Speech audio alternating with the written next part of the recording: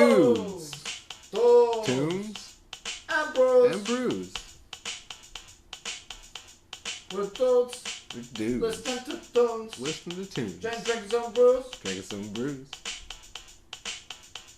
We're dudes. We're dudes. Listening to tunes. Listening to tunes. And drinking some brews. And drinking some brews.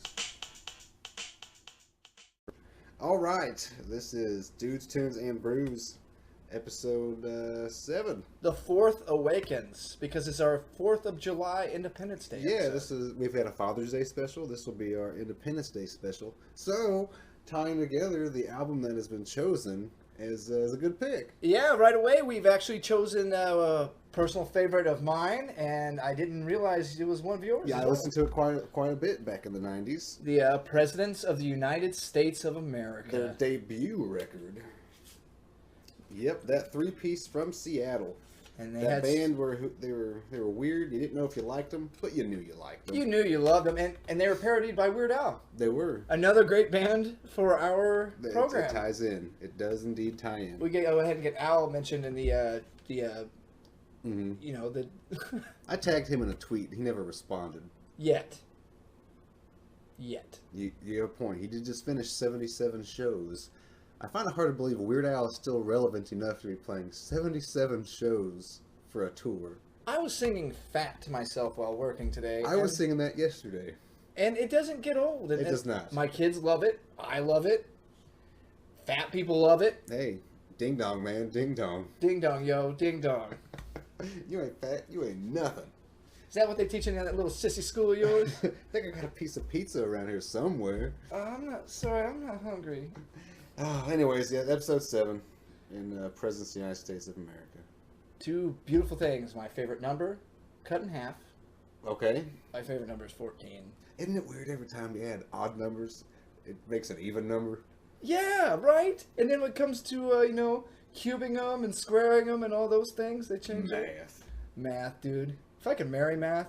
Math is for pretentious assholes. Yeah, because who needs formulas? Right? Formula 51 is the only formula for me. NASCAR, I heard that. Has to be Speaking of NASCAR, that brings us to today's chosen beer. Tonight's brew is Miller Genuine Draft. cold filtered beer with that fresh draft taste. We are drinking them out of glass bottles. I picked them up this evening because I wanted to kind of go down memory lane this evening because Josh and I are both Miller fans, Miller High Life. That's our go-to domestic. Absolutely. We've discussed that on the show before, maybe twice. And so we decided, I've had this other Miller probably about a dozen years ago. It's been a long while. One of your first beers?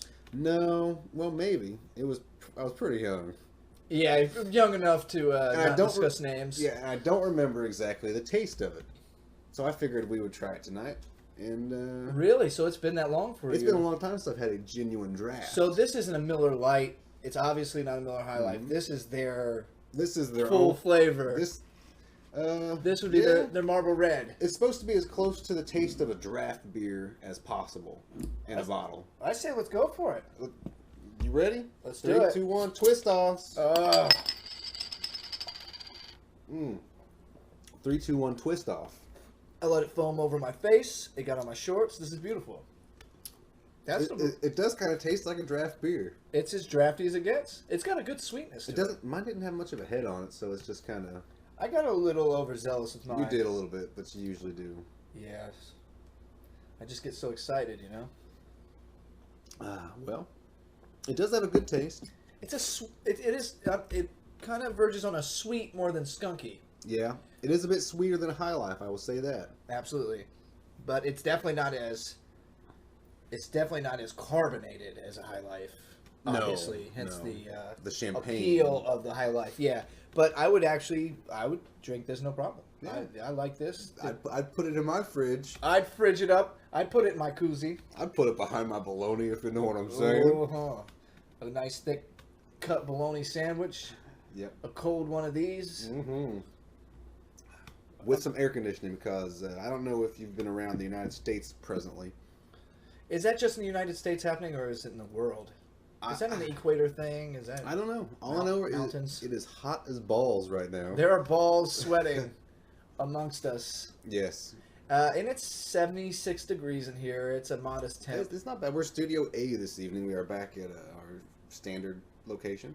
Yeah, as you called it, the opium den. Opium den. It does look kind of like an opium den. It's like all of a sudden you decided to, shield myself from the sun, my friend. There you go. It's been so hot. Froman has random blankets up on the windows. Where the blinds are, we've also got more curtains hung up to catch any rays coming through the broken slots from the former tenant's cats. Cats. Gotta love them because they're delicious. Blinds love them. I tell you that much. Mm-hmm. And so does blind people. I hear blind people do like cats. That's just what I heard. I don't really have... Do you have any blind friends? No. I met a blind guy at the back of the Emerson Theater once. And he was just sitting there contentedly. And I didn't even know there was a seating section. It almost like they'd taken a bench seat out of an old van and had just set it up just for him, maybe on some milk crates. What? And it was like right in the back, like near the soundboard-ish area, I believe. And he just sat there content and was just listening to the music. And it was really kind of fun to watch him just be content. Mm-hmm. So yeah, it was an interesting thing. I've never had any blind friends. I feel like they're kind of their own group, and I don't blame them, but I don't know. I really don't. I know they exist. Yeah, well, it's like my sister. She's got degrees in sign language, American Sign Language and stuff, and I don't know any deaf people either. But no like, deaf my sister people? knows a whole bunch. Oh yeah, I know a bunch of them. I work because I work where I work at the post office.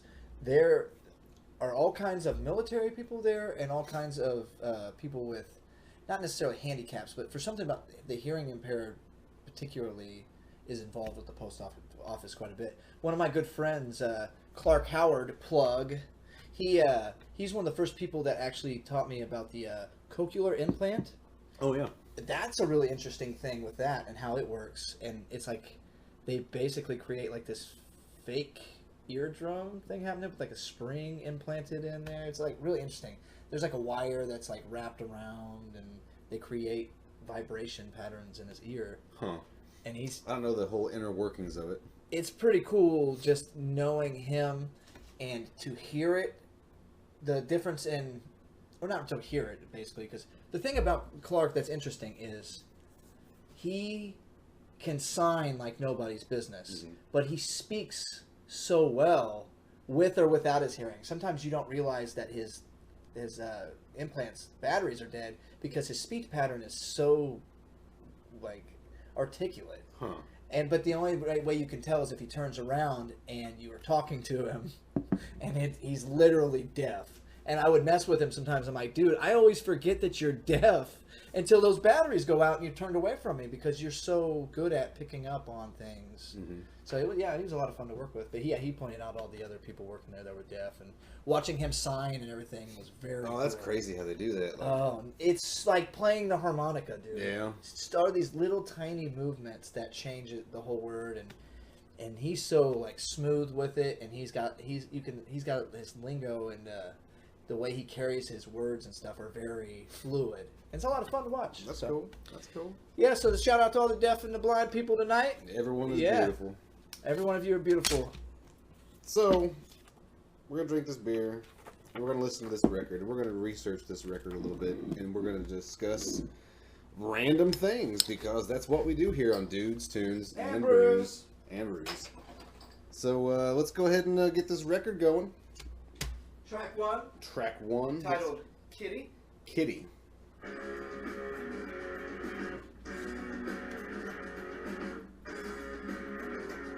Yep, okay. This is bringing back memories. It's rocking. Straight up out the box, dude. Out the gate. It's weird. I was reading the liner sleeve of this, which I've never done. And I learned quite a bit. Like, let's see here. There's a song on this record. Well, I'll save this. Let's go in order. Okay. The album was from 1995, I believe. All right. I was 10 years old. Sony Entertainment. 95, yeah, I was 9. Yeah. 9 years old when this album came out. I would have been in the 5th grade, maybe the end of 4th, into the start of 5th, depending on what part of the year. Great time to be influenced by such awesome music. You know, we Right. really did get lucky with a new age of rock. We did. And it seemed so fresh and so innovative. To where we're at now is kind of cool, but we're kind of in a weird, we're kind of in a drought, but I think it's too many choices and too many things are formulaic now. Nobody's really willing to take a risk with music the way that they used to. Yeah, that's true.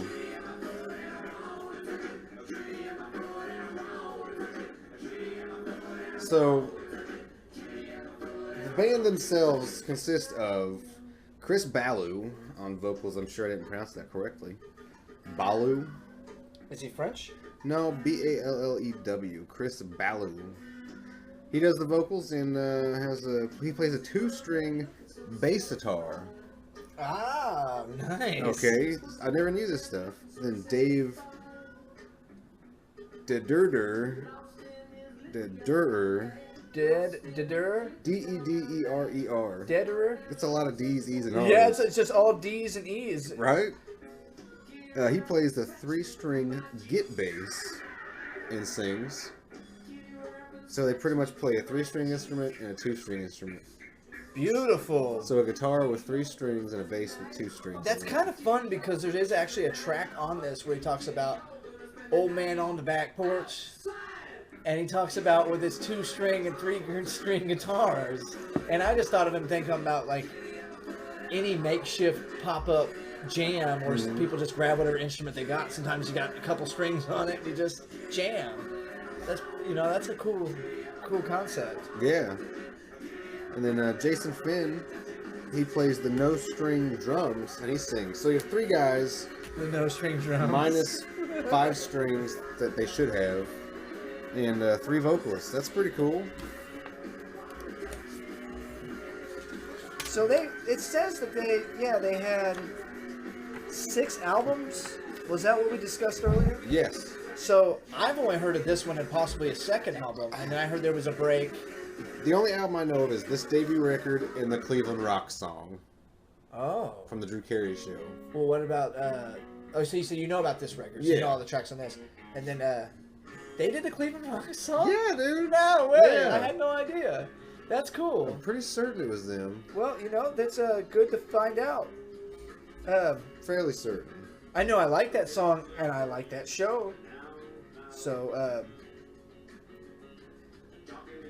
that's one of those shows you don't really see pop up on rerun television, or do you? Does the Drew Carey Show? It does play on syndication now. Really? Okay, Yeah. because it seems like it just kind of got missed over, and then you always saw like Home Improvement. No, or, it's like, on that Fresh one Prince. channel. Like, what do they call it? That free one. You're right, dude. Presidents? It's Presidents of the United States. Cool. Cleveland Rocks. Oh, and speaking of the listing, there's actually an extra 4th guy who played on a few tracks. Andrew Jackson. Andrew Jackson, like the president? Yes, and The president was playing on with the, Yes. with the presidents? and, Yes! Teddy No. Roosevelt plays sax on track 6. Dude, no way. This is really happening. No, I'm kidding. Oh. But on the song Naked and Over Famous, no, guitar, there was some guitar noodling credited to Kim Tahill, the guy from Soundgarden, I believe. What? Yeah, because the presidents were also from Seattle. Yeah, so I didn't realize how much they really had going for them. I just always love these guys. They just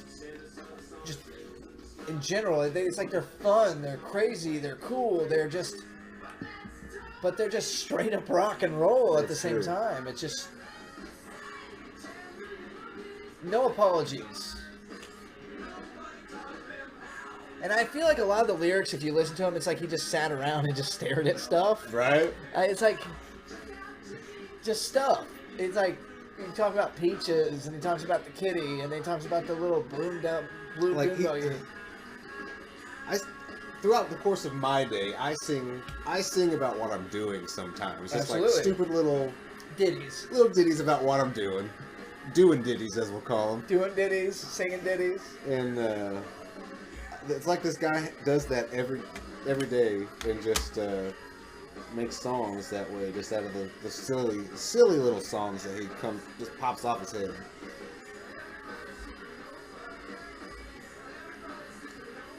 Have you heard of the band The Tycoons? That's popping up on another thing that they had done. Baloo was the most prolific of the three, releasing albums with the Giraffes and the Tycoons. Huh. And the thing is about the Tycoons is their wiki page says it's not created yet, even though they have an article to it. That has never happened to me.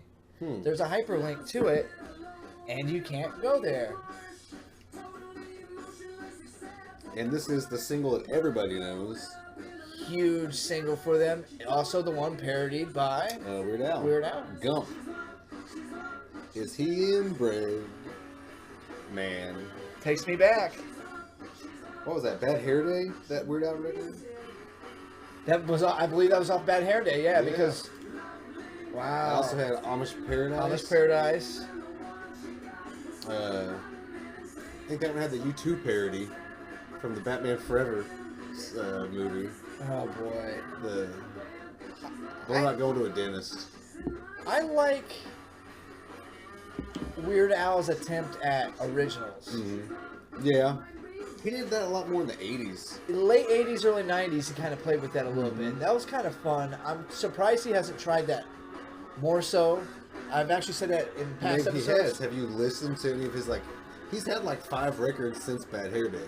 Yeah, it's true. After Bad Hair Day was Running with Scissors, and I fell off from there. Yeah, absolutely. Because I didn't really go into CDs like I had either, though. Yeah. Streaming was kind of coming. Oh, yeah. Yeah, and downloads. Yeah. Why buy it when you can just... Pirates! Yeah, we were just a bunch of pirates.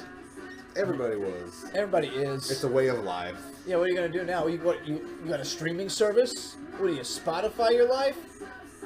I'm a YouTube Red guy. YouTube Red. I will not pay for it, because I remember back in my day when YouTube was free. God damn it. It still is free, but you get your ads unless you have to ad block. There was no ads. It was just a thing. There's just Chads. What? No ads. Just Chads. Chads. Chads. Wait, I've heard that expression there's today. still too many Chads on YouTube. Yeah, there's a lot of Chads on YouTube. Don't get me started. What are they doing on there? Being Chad? What are they selling? Chad? Was it the Chad? This is Chad selling some Chads here. Ba-da-da.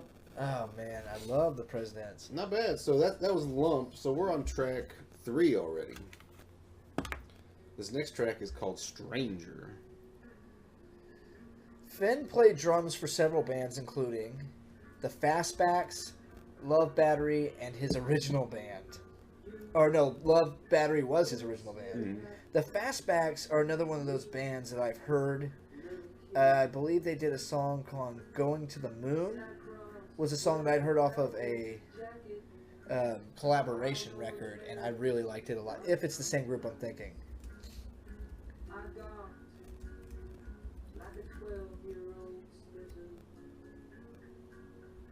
Dang it. This song's quite subdued. Subdued.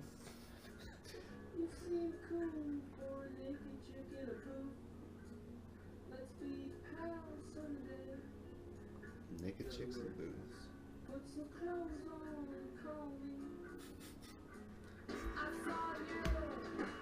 It was incredible.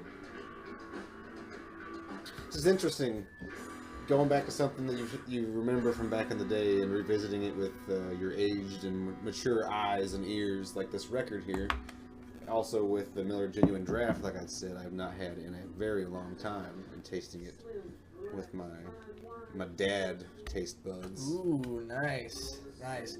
My mom was a Old Milwaukee. Old Milwaukee. Now I have not seen that anywhere. Is that a thing? Like that's a real beer, right? Yeah, I think so. It's still. Or there's Milwaukee's Best. Milwaukee's Best. Is that the same? I don't know. I remember my mom drinking some of that, poor old man beer when I was a kid. But she'd put tomato juice in it. Ew. And I used to think that was weird until I did the beer mosa. Now I'm kind of open to opportunities with beer. Have you had the beer mosa? No. Incredible. It's surprisingly really good. It probably would be. I mean, people put orange in their blue moons. Yeah, right. And other it kind of fruit kills beers. any sort of like skunky flavor out of your beer. It just kind of like, it's good. I don't know. It's something we'll have to try on the show. How about that? We'll do that. We'll have beer mosas one night. Episode 8, Beer Mosas. Okay, I'm All down. Right. Maybe we can get a special guest to come on for that one. Maybe. Because I know there's a lot of fan outreach saying that we need to get. Yes, we're getting emails every day. People, you need to calm it down. You need to bring Colin back, is what they're saying. Colin Banks Hanks. Yeah, Colin Banks, not Hanks. People are like begging for him to come back. Yeah, man. I got threats. They're like, what? Isn't he not a dude? Exactly. Like, There's people pushing legislation for making Colin Banks, not Hanks, the third dude. I think, 3 dudes, some brews. 3 dudes. It's interesting having different guests, though, when we feel like it. Yeah, when we feel like it. But it is kind of a hassle getting guests. I don't think I've really been fishing for them. Me either. Because it's like, what? It's a format to where, if you want to come hang out with us and drink some brews, which who doesn't? Exactly. You know what? We're doing that to you right now, to the audience. If you're hearing this right now and you want to be a guest on Dudes, Tunes, and Brews, why don't you email us at dudestunesandbrews@gmail.com? Heck, sign up for the mail list while you're at it. We'll keep you updated with coupons and special deals that you just can't get anywhere else. So that's dudestunesandbrews@gmail.com. Oh, man. This has been the advertising segment. Plug. But this song is Boll Weevil, track 5. And I think we're about due for beer number 2. Beers number 2. Beers number 2s.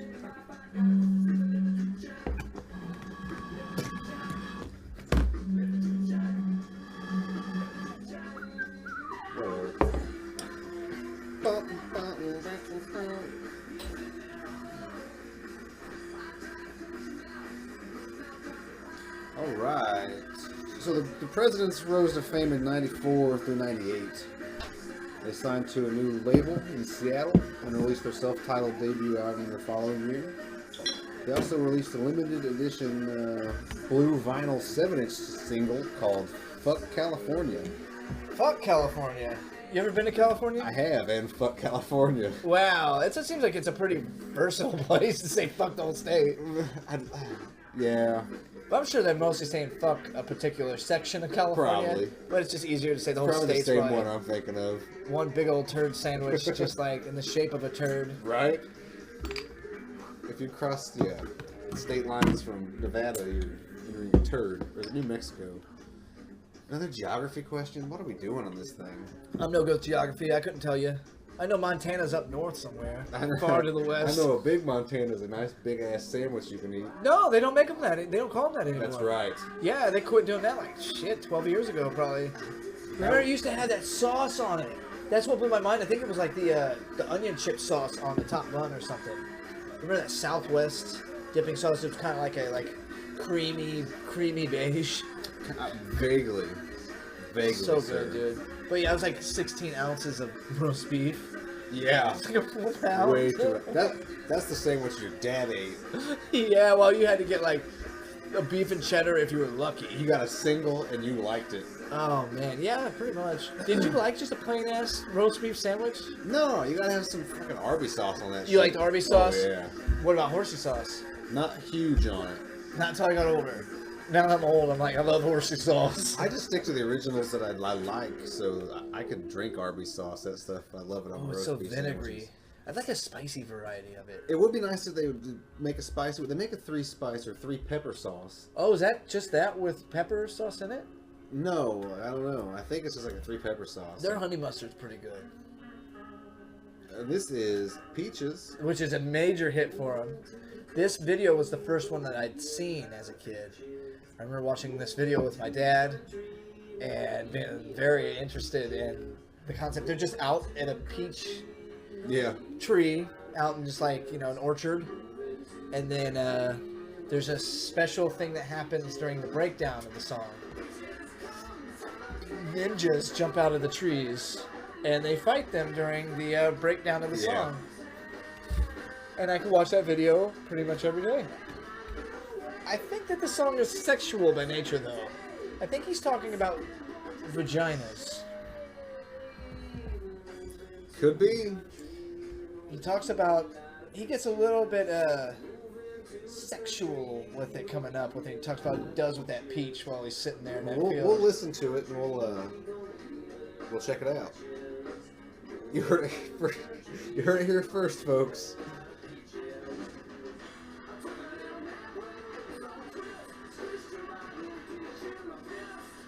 I dreamed about you.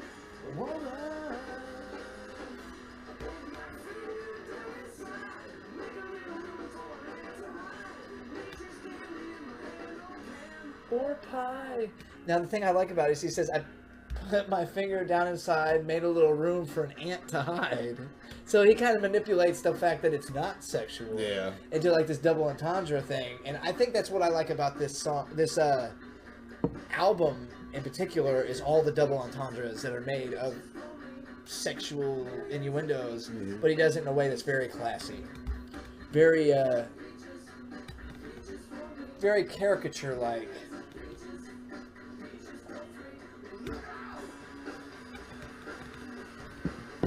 Ninjas coming out of the trees, man. Where they come from? They're just eating peaches. Yeah.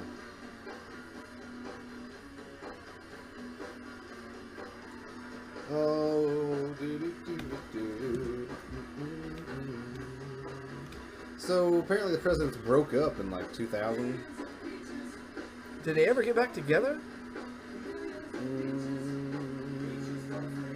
In 2004-ish. They got back again in 2003. I don't know. Let's see. Collaborations and breakup 98-2000. Reformation and breakup 2000-2004. They officially disbanded for the last time in 2016. Oh, wow. Yep.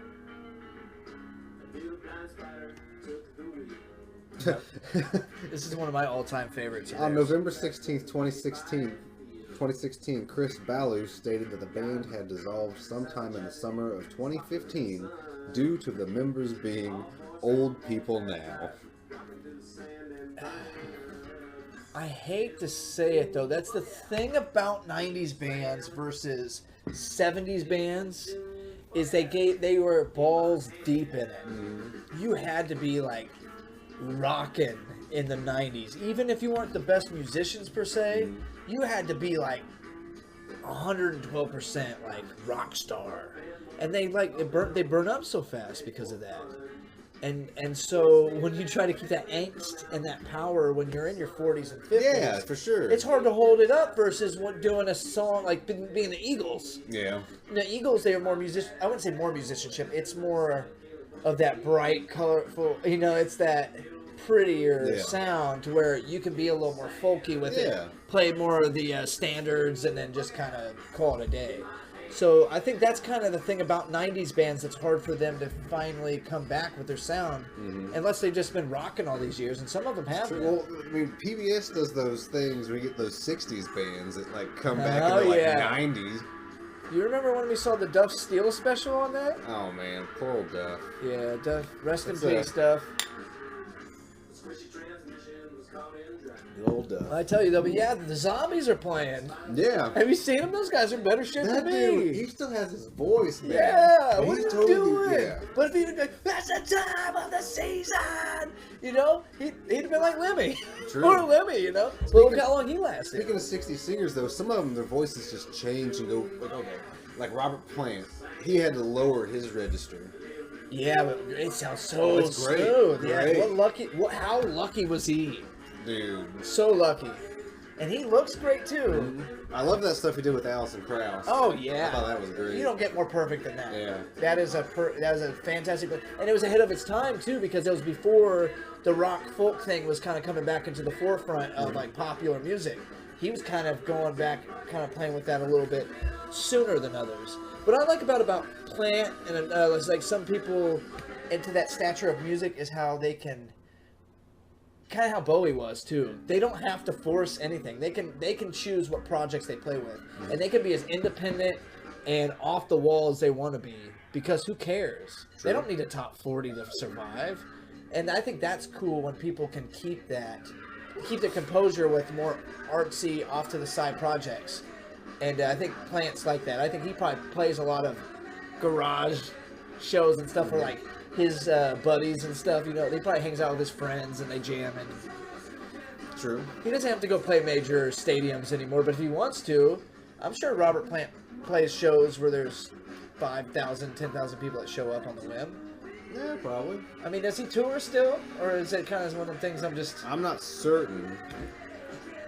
You see a lot of acts He that released an album a couple years ago. I believe so, yeah. And that's... I can't remember the single though. He kind of had a goatee thing happening, and he looked like Sammy Hagar. He still has that. Oh, yeah. I never put that together, Yeah, so now I'm going to think of that every time, much like the annoying piano on Zeppelin's Rock and Roll. Oh, man. You ever notice that? I don't know. Speaking of little things that once you finally notice, you hate. Okay. What did I say? Rock and Roll. Rock and Roll, what now? What are the songs on that? I'm just saying the song Rock and Roll by Led Zeppelin. About halfway through, this piano comes in, and it's just pounding like a high octave just to fill the space. Yeah. And once you hear that, and just that's all you can hear. Once you actually shift your hearing from everything else to just that piano, oh, dude, all you can I'm hear is telling that you, ting, ting, ting, ting, ting, for ting, me, ting. it's Guns N' Roses' Sweet Child of Mine. Okay. Dun, dun, dun, dun, dun, dun, dun, dun, dun, dun, dun, dun, dun, dun, dun. Get that fucking note out of my face, dude. Dun, dun. That's all I hear the whole song. Is, she's got in a dun, dun. I'm like, God damn. I don't know. It just seems so in the forefront and so sharp. I can see that now. Yeah, it's like one of those deals. And I'm like, why is it so prominent? Like, how Just can you like, not play anything else? Stephen Stills, Love the One You're With. About halfway through, the steel drum comes in. Oh. It always just goes boom, ticka doom, dum. Oh, no, it's so cheesy. And that's all I can hear now. I cannot stand that song. Oh, man. Love the one you're with. You don't. Oh, Boom, ticka doom, dum. yeah, but you can't hate on that song, dude. Come on. I like Southern Cross better, I'd say. That's that one, right? Yeah, I'm pretty sure. Love the one you. I always quote that song in my head though when I think about my relationships. I do like that song. I'm just chuckling. But those silly steel drums, it's those moments. For me, it's those wind chimes they add in music. In the Yeah. 80s, they were doing that a lot. Oh, yeah. I can't emulate it. It's magical sound. Right. The Cure used it on a few songs. Yeah, they used it in a couple tracks. And I'm like, it works-ish, but I hate it. Yeah. But for that track, you're like, whatever. You're playing with some sounds, but on the subject of hearing stuff in songs that you hadn't before, also Led Zeppelin, The Ocean, right before the guitar solo bit, if you really listen, you can hear a telephone ringing. I don't know if that was like the studio telephone ringing, they just left it because it was so loud, Yeah. screw it, or if they put it there for a reason. I've never dug into it, but there might be a reason for it. I doubt it. How cool is that, though, that... There we go. There's something embedded into our program. There you go. But that was accidental. That was actually an alarm. But yeah, now I always hear that telephone ringing. Now, the song Rock and Roll, that's going to be... I don't know that song off the top of my head because I'm not good with their song titles. You know it. It's got that big...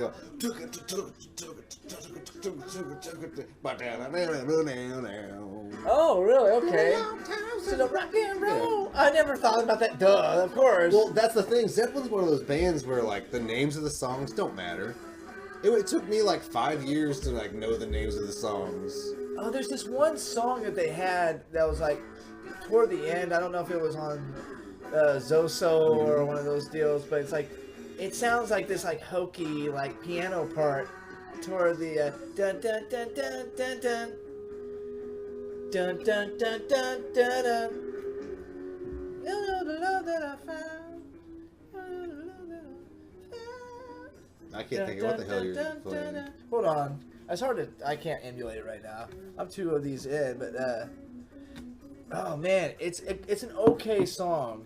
but there's like the cheesiness of that breakdown. Mm-hmm. There's like, it sounds like there's like a whistle blown, and it's like he's like playing this like cheesy like piano part. And that was what I thought you were talking about at first when you had mentioned it. Josh, would you like some beer drinking snacks? I've brought with me tonight hot and spicy peanuts. Oh, hot and spicy. Which is which? Both of them.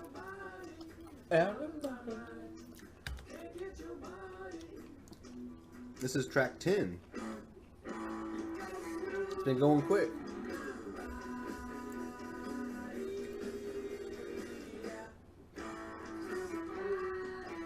Oh man. So yes, Independence Day is coming up. And what do we usually associate with Independence Day?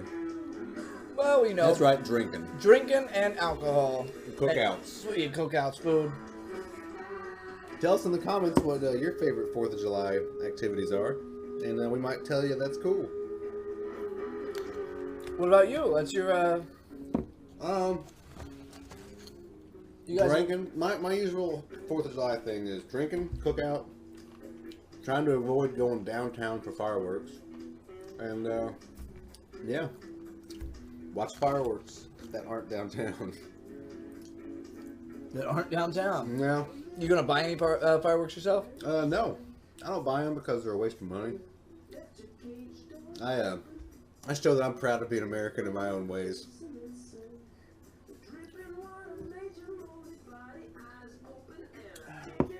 Anyways, yep, 4th of July is coming. Fool in the Rain. Oh. Mm-hmm. Bum, bum, bum, bum, Yeah. But it goes dun, dun, dun, dun, dun, dun. That cheesy like breakdown during the bridge is just, to me, is just so hokey. I don't know what it is. I feel you. Out of my mind. This track's pretty groovy. Oh, these peanuts are pretty awesome, dude. Dude. I feel like I'm gonna regret them later. They're like $2.19 a can. Oh. And they're from Kroger. So you can do your online order in there. Yeah, online ordering, everybody. You're the reason we can't get around the store anymore with our carts, because the people working there at the big blue carts are picking out your groceries instead of a regular ass cart.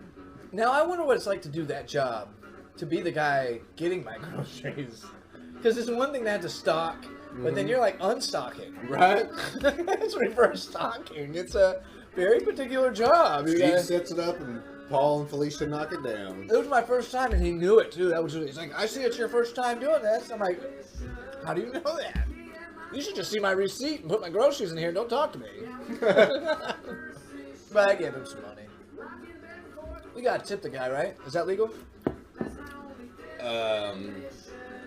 It depends on what kind of weight. No, Kroger's union. So I'm not supposed to give him any money? Kroger's union, dude, so they're getting paid good enough. Well, I mean, for a union grocery store. When I worked there, I owed them like $100 a month, and I quit. That's so ridiculous. I quit after 3 months. I quit after 3 weeks. I was a bag boy. I was a cashier in dairy stock, and I did a bunch of other shit. I think third shift would probably be okay at a place like that. Stock boy. Yeah. You just put stuff on shelves. Like, how tough is that? Working clothes was pretty decent. I checked out groceries for Rafael Sanchez, not to just drop names. Oh, no, right? Yeah. Did he investigate his purchase, if you know what I'm saying? But he lives in Franklin, as far as I still remember. Wow. Rafael Sanchez. He's like our local, what's his name? Geraldo. That's right. Yeah, it's like the local Geraldo Rivera. Oh, did we have a little glitch? Little glitch? We're altering reality. This was actually purchased this previous weekend. It was actually 2 days ago. So it was on Friday, I believe, at Half Price Books. Greenwood Half Price Books, where you can get your books for half price. You know, it'd be great if all these companies we mentioned paid us. Yeah, that would be cool. Or just gave us stuff. Like, Yeah. like, you know, just coupons. I'm not even really being greedy. 25% off. Hey, I'm going 30. Wow. Yeah. Okay. Anyways, we're still drinking these Miller Genuine Drafts, and they're going awesome with these hot and spicy peanuts from Kroger. I think I found my new favorite meal. It's almost like a Bloody Mary, the two of them together. I can see that. A little better than the Bloody Mary peanuts. Mm-hmm. The only thing I like about the Bloody Mary peanuts is the celery flavor. Yeah. That's really what sold me on it, to be honest. If it tasted like this, with that celery flavor, oh boy. That'd be different. That would be cool. That would be COOL, my friend. That would be so yum. Yum. So what do you think about the movie we have on the wall today? I've barely been watching it. I've just noticed it out of the corner of my eye. On my peripheral. It's a pretty poor version. It's a terrible update to heavy metal, is what it is. It's Heavy Metal 2000. And it doesn't follow the formula of heavy metal at all. It's too, it's a poor update from what I've seen of it. Now, I'm saying it biasly. Yeah. It looks like Mulan. Mulan with some huge tits. Look at that. The overall feel no of it. attention. I mean, no disrespect to Milan's body type. I'm just saying, you know, this lady here is quite stacked. That's all I mean. Speaking of body types, the Earth isn't flat, but my 6th grade crush was.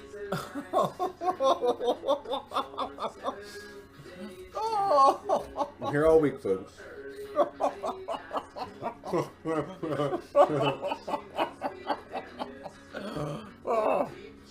Oh, that is delicious. These are actually pretty good beers. Yeah, dude, just Miller Draft. I like it just is what it is. It ain't like trying to be, there ain't no gimmicks. I wonder how many different labels they've had. I wonder how much, what the APV is of that. 1855. Is that what it says?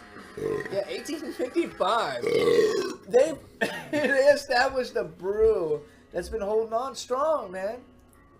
Let's see, what was I going to look up? Oh, ABV, Miller, Genuine. You just ABV MGD. God damn. Where was you 20 seconds ago? I said BBC, BBW, TCB, TCB, RSVP, baby. RSVP. RSVP, KFC, baby. BTO. DOC. DTB. ACDC.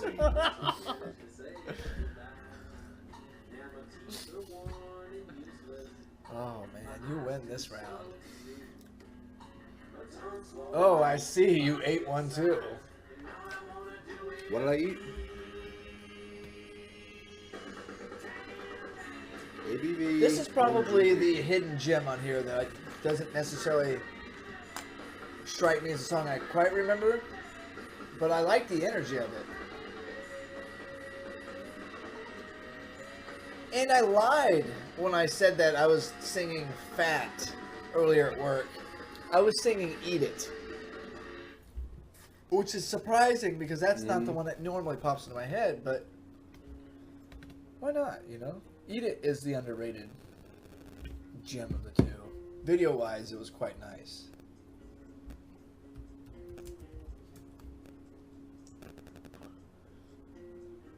The thing is either version that starts out, I like to, especially the Michael Jackson Beat It version, I like to say, you motherfuckers. You motherfuckers, won't you come around here? I always thought that was a good way to come in with it, but Yeah, probably. it gives a little more to It'd be it. good for a knife fight. Yeah, it seems like a knife fight song, right? Isn't that what pretty much happens in the Pretty much. Yeah. But it's just a dance-off. Pretty much. Have you ever seen the film You Got Served? No. Nor have I. But I think that that's what needs to happen next, is like revisiting these shittiest films from 15 years ago. Furthermore, why did they never make a House Party 5? Why didn't they ever make a party of 5? sequel. House Party of 5. No way. That'd be a great meme. Yep, do it, hurry. Write it down. Hurry. Write it down. Anyone that's hearing this now, too late. We've already done it by the time you've heard this. House Party of 5. House Party of 5. Of 5.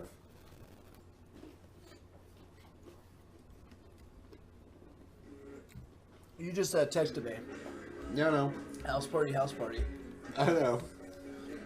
You heard it here first, folks. Oh man, I think it's about time for beers number 3s. Beers number 3s. Where's the dinner bell? I think that needs to be the sound for ding ding ding ding ding ding ding. No, we should have some like off the wall sound effect. It's time for beers number 3s. Do you know what that sound means? Nothing more exciting than that sound, am I right?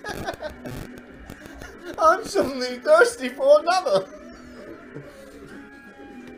Well, you know, there's most people at home may not know this, but we actually have an animated special that we're working on that should be released in the next 27 years. Dudes, Tunes, and Brews take Manhattan. Where do we take it? You gotta watch it to find out. Back to the 1960s. Back to the future. Back to the future. Baby Scott, Back to the Future. Dude, are you just right? Are these just like... Did somebody turn the spigot on? The meme spigot? Baby's got Back to the Future. 2.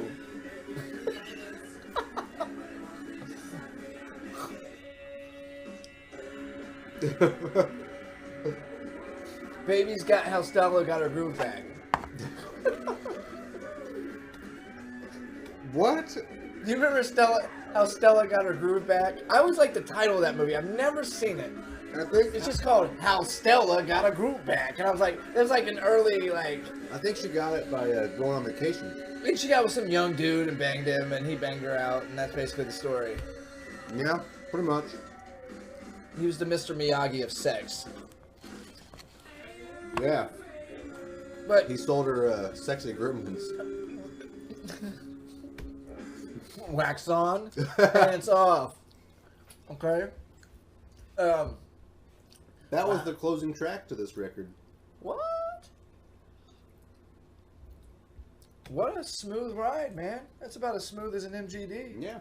So, I think we're going to do beers number 3s. Entertain the people there. I'll be right back. So, there I was, right? Me in the forest. I was walking like I normally do, and the rain started coming down. But there's something about when you're in the trees that it doesn't quite rain like anywhere else. I walked and continued in the forest, and there are mushrooms everywhere. I saw 8 different varieties of mushrooms. Great story there, Fruitcake. All right, beers number 3s. You ready? They don't pop very loud. No, but that's why I give it the hike. Should have gave it a hike. Hike. You know, the reason I bought this was it's hot as hell outside. I couldn't One of tell. the reasons. It was hot as hell outside. I was like, I want a beer that's not heavy, not expensive, and I know it's going to be cold as hell.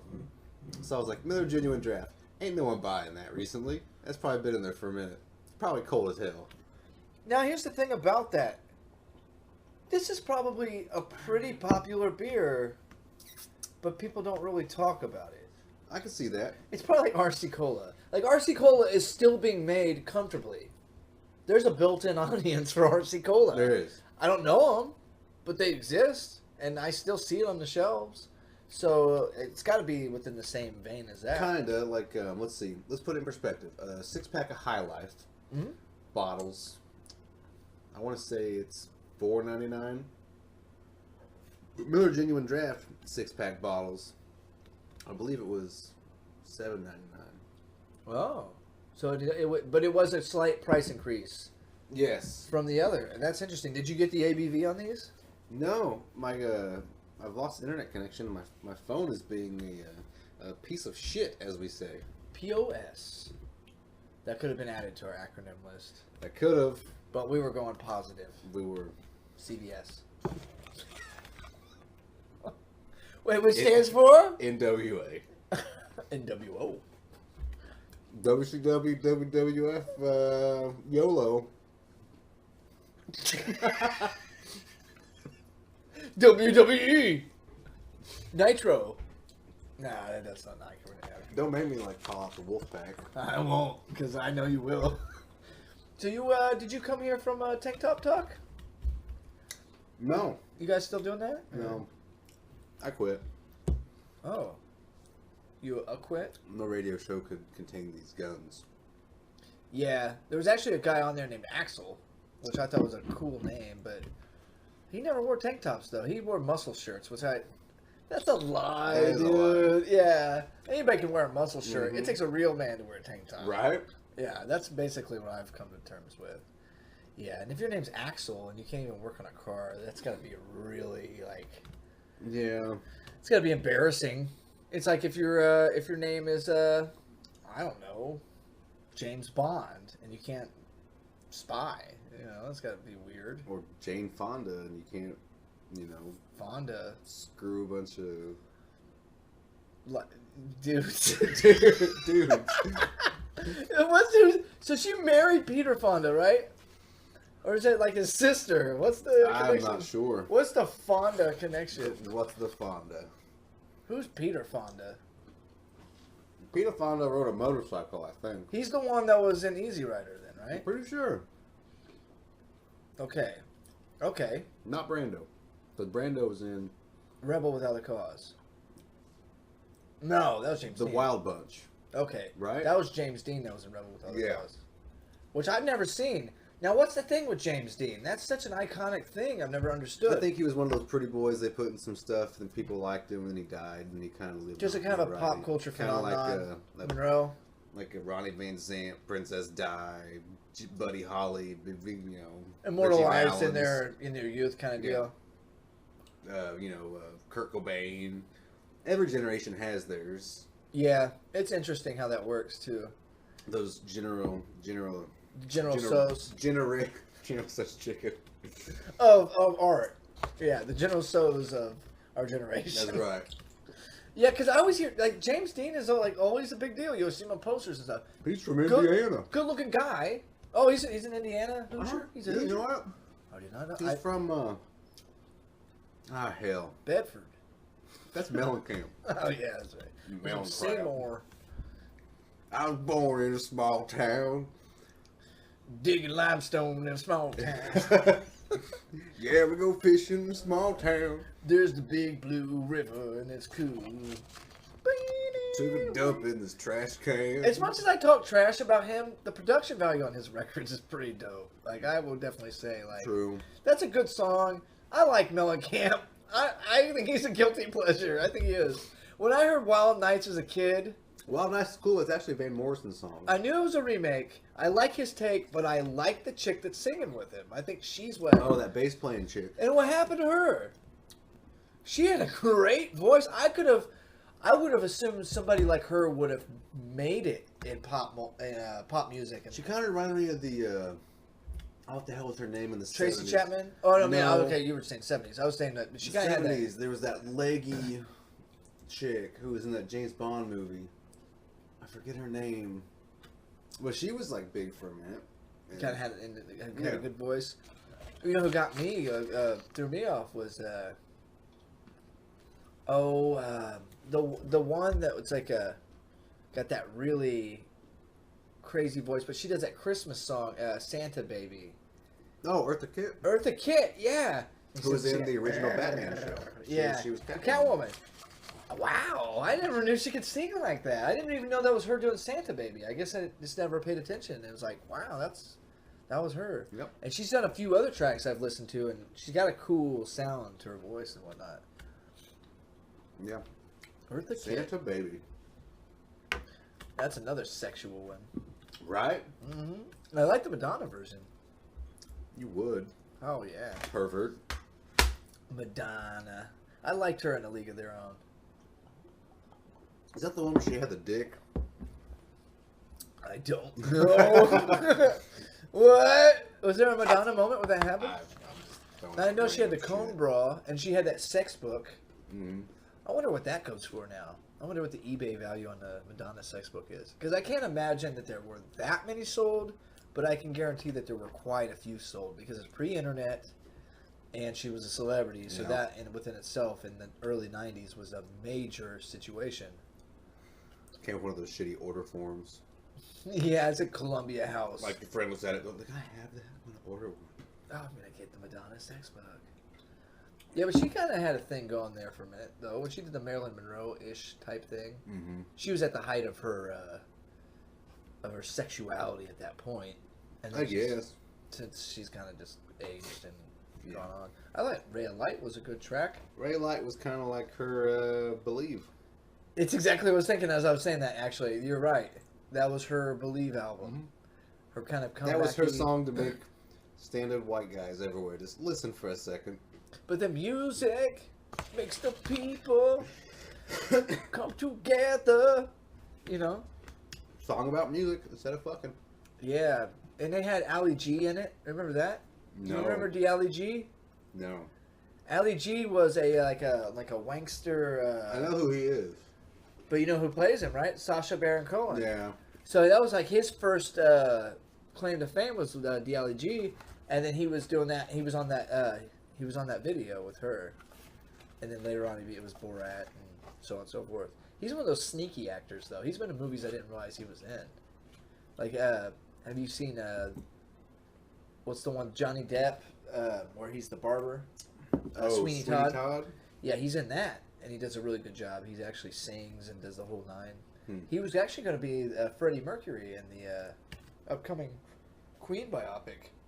That won't be bad. And he was great. He was singing and everything, but then he found out it was a Queen movie. It wasn't necessarily a Freddie Mercury movie, and so he kind of backed off the project because of it. Huh. But look-wise, he kind of looks just like him. Like he Yeah, could have done it no problem. So it's kind of a surprise. I don't know this new guy they have playing him. He looks pretty good though. He's got the part down, but I don't know anything else. He's a little geekier looking though. Yeah. That's the thing. Like it's weird when they cast people who are already somewhat famous as roles as other people. Now, if it works, it's great. Jamie Foxx playing Ray Charles blew everyone's mind. So that's my thing. Either do it right, like actually right, or like get somebody, you know, kind of bring somebody up a little bit, like what they did with Coal Miner's Daughter. Oh yeah. What's her name? I can't think of it. I can't think of it either. Shit. That's so funny. But give me a minute. Oh, this is funny. Do we want to research it or do we want to just know it? She's her dad is famous and she's oh no, this is gonna bother me. That was one of my mother's favorite movies growing up, and so we always watched Coal Miner's Daughter. Oh, I was thinking Sissy Spacek. Sissy Spacek. Right. Oh yeah. Oh, Sissy. Oh, Loretta Lynn. Now she sang the Coal Miner's Daughter song. Really? Sissy did, and she actually did her own vocals in the. If I remember right, that was the big deal in that movie was she as vocals. So did Val Kilmer in The Doors. The Doors, yes. He's another one. He said like he listened to all the songs that was going to be on the album for like that, nothing but those songs for like 6 months or something like that, and tried to like actually get all of them. They're pretty good. Talk about somebody who looks like Jim Morrison, right? though. That's where I was going with. That is probably without a doubt the most amazing depiction of anybody ever. He looks and embodies Jim Morrison so well that it's almost uncanny. I think second to that though would be Jim Carrey, Man on the Moon. Yeah, that's true He too. kind of embodied Kaufman so well that it was just like he had the look in his eye and everything. Now he kind of, I mean, they have a difference in look. It's just a little bit, but it blows my mind when certain people can do that. Yeah, you know, and it's like, is it imitation? Is it emulation? Like, what is it? And I think some people just kind of catch that moment, you know. I've heard some horror stories about the Jim Carrey Kaufman thing, though. I heard he was kind of a nut job when he kind of went into character because he almost did it too well. Yeah. To where it kind of was messing with people and stuff. But they actually did a documentary that's on Netflix about that, about his portrayal. I haven't watched it yet. I heard it's pretty good. Not certain. Not certain. So yes, Independence Day coming up. We just listened to the Presidents of the United States of America. Are you going to watch Independence Day, starring Will Smith and Jeff Goldblum? No, probably not. Have you seen Independence Day 2? Doubt it. Have you ever seen... Tremors 6? No, I haven't seen that. They had 6 Tremors? I've never seen any of the Tremors. Really? The first 2 were like go-tos when I was a kid. One of those has Kevin Bacon, right? Oh, yeah. Okay. And Reba. Reba? Oh, yeah. Oh, no. Are you serious? Yeah. Oh, dude, I'm watching that this weekend. Dude, yeah. No way. Are you serious? Reba, it's either... I think she's in the first one and the second one, maybe. Reba? Yeah. Wow. She plays the wife of, like, this, like, gun-happy couple out in the desert, like, super prepping. And she, like, shoots guns and kills all these trimmers and sand snakes and whatever. Yeah, so there's, like, sand snakes. And so I've never seen it. But I always associated it with, like, Beetlejuice. Right. Okay, so it's like that. I wish there was more backstory on those. Mm-hmm. Like, where they came from. Which, I don't think there was. It was just, like, all of a sudden they were there. yeah. But, yeah, that whole thing is crazy. But, I never watched that. Always wanted to. And another movie I've never seen that I kind of associate with that is Dune. Dune. I've never seen Dune. Are there some weird sandworms involved in that too? I think maybe, or Sasquatch. Sasquatch. There's spice. I know that's the big deal in that. They're trying to like harvest some sort of like mineral or something like that, and it's a big deal. Blah blah blah. But the David Lynch movie that was made, I have it, and it's a big deal to watch. Like it's got a cult following, but I've never watched it. And he did that in place of doing Return of the Jedi. Huh. Which had a giant sandworm. No, that's the second one. That's Empire Strikes Back. Was it? No, you're right. What am I saying? Yeah. Wow. Did I just do that? The Sarlacc pit. Of course. Yeah. Which they superimpose an actual worm in the special editions. But the original was just like a pit. It was like a the JJ with teeth. Which is a personal nightmare of mine. Right. You know, I think a lot of people have that nightmare. Could be. During, you know, when they're watching their tendril pornography. I don't even know what you're talking about there. I said tendril. I meant tentacle. Tendrils are like those small, like, curls. Tendrils. I like to watch pornography that's like curls coming off of a person's head. You're a hairy. Tendril porn. You're one of those weird hairies. I only like it if they got curly hair. Oh. Yeah, that's what I mean by tendril pornography. Well. Watch the Alice in Wonderland XXX film from the 1970s. And it's very awkward. There's a Tweedledee and Tweedledum scene where it's like they're twins, but they're brother and sister, and they talk about it, and it's like an actual like mainstream pornography film that came out in the late 70s. Huh. And they had this like weird incest moment, and I'm just like wow. Blue Lagoon? I've never seen Blue Lagoon. Really? I think there's some weird incestuous stuff in that one, too. Brooke Shields and some blonde guy. That's pretty much every porn now, though, anyways.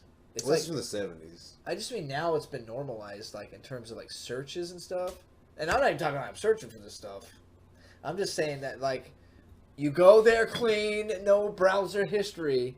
You go to these sites, and it's always, like, with his stepmom, or with his freaking, like, stepsister, or, like, with his aunt. You're like, is that really what's going on in, like, fantasy world now? Why are people doing this? But I don't really put much backstory to two people banging on screen. No. You know, I don't really put much science behind it. No, you really can't. I mean, they don't really give much backstory. There's some physics involved, some geometry. Too much formula, though. I miss the old days, the old VHS days, where it was like seemed a little more real, a little more natural. Now it's always very formulaic. It's almost very like. It's just very scene by scene by scene. There's nothing. There's no backstory. There's no pizza delivery boys anymore. Whatever happened to that? Bring it back. You don't need context. Yeah, I don't need context. And now that we're on to something, we're cutting overheads. The context is gone. Something that really matters, though, and this will be my last point of the show on Beers Numbers Threes.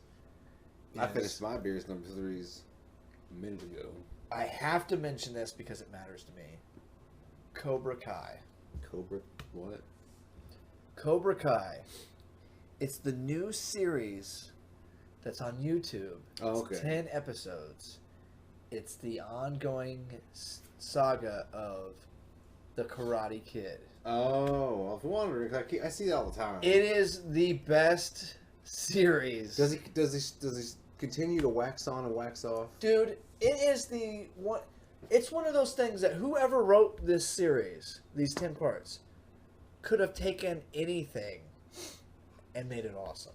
Huh. They just happened to take the Karate Kid and use it. And the way that they did it, the way that they have taken Johnny, the quote-unquote villain of the original film, and have made him kind of an anti-hero kind of portrayal deal, like showing redemption on him being a total loser all these years and all these other things. It's so well written and such a good show that I like the approach that they had taken in terms of it. When it was being promoted, it looked like it was going to be a skit, like something you would see on SNL or Funny or Die. It looked like it was going to be like this, like, haha, we're back together. We're going to fight again. Haha, we're older, blah, blah, blah. No, it's a full-fledged continuity show. Huh. And it's really good. So I would give it a suggestion for people to check out. Fans of the show, of the movies, newbies, whatever. Because I saw the movies when I was a kid, but I didn't really get that into them. I got the crane kick and yada yada, and the gist of the original film. And I think I saw the other two at one point, but I never got that into it. Like I've never gotten huge into Karate Kid myself. But as a series on something that's taken the story and extended upon it, I would say anybody that wants a good 10-part series to check it out. It's definitely good. It surprised the heck out of me. Well, there you go. Oh, shit. Holy shit. What do we got? How many brews would you give Miller Genuine Draft? I give it a 4.8. I'd give it a good 4.5. It's a pretty good beer. I like it. I could go camping with this beer. I'd go camping. I could go fishing with this beer. I could shoot the shit. Shoot the shit. I could go see the Chicago show coming up. Okay, that's pretty specific. I want to go see Chicago. And then how many brews would you give the Presidents of the United States of America's album? 5 brews. I'll give it a perfect gold DTB star. God damn. Because it's an album from front to back. I'm not gonna have any. There's no tracks to skip. Not really. It's straightforward. It's fun. It's silly. It's truthful. I'll give it a 4. Because one thing it's missing that I enjoy are creative guitar solos. Wow.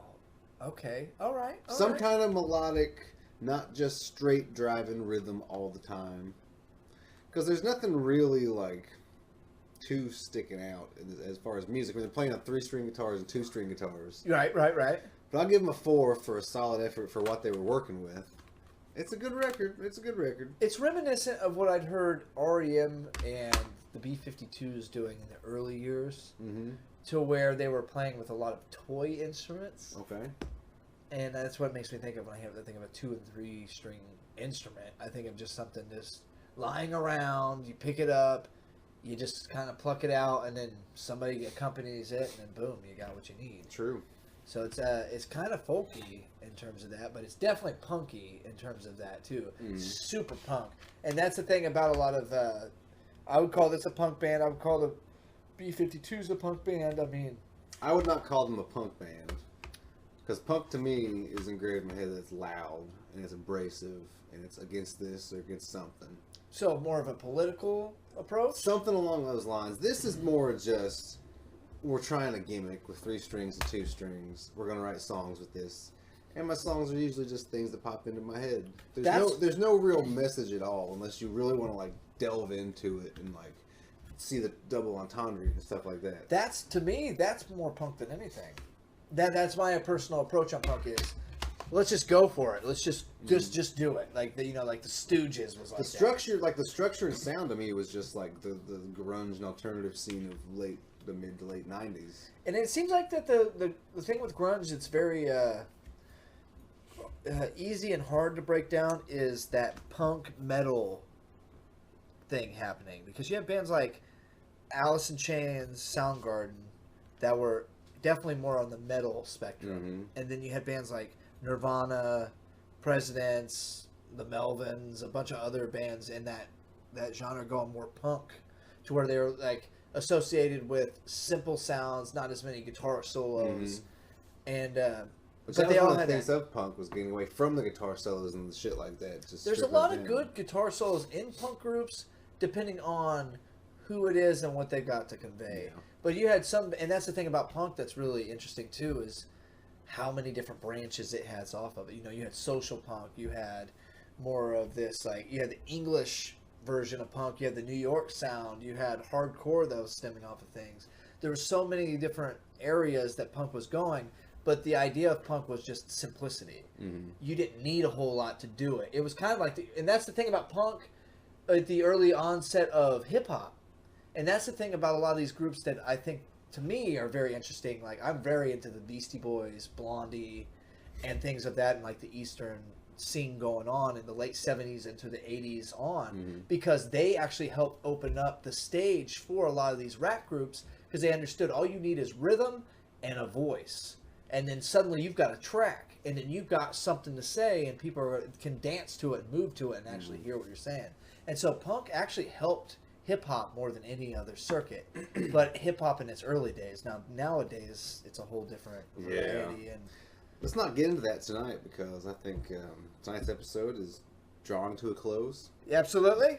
Beers number 3s. Beers number 3s is gone. Hot Spicy Peanuts. Hot Spicy Peanuts. Presidents of the United States of America. Miller Genuine Draft. This has been Dudes. Tunes. And Brews. And Brews. Dudes. Tunes. And Brews. And Brews. We're dudes. We're dudes. Listen to tunes. Listen to tunes. Drinking some brews. Drinking some brews. We're dudes. We're dudes. Listening to tunes. Listening to tunes. And drinking some brews. And drinking some brews.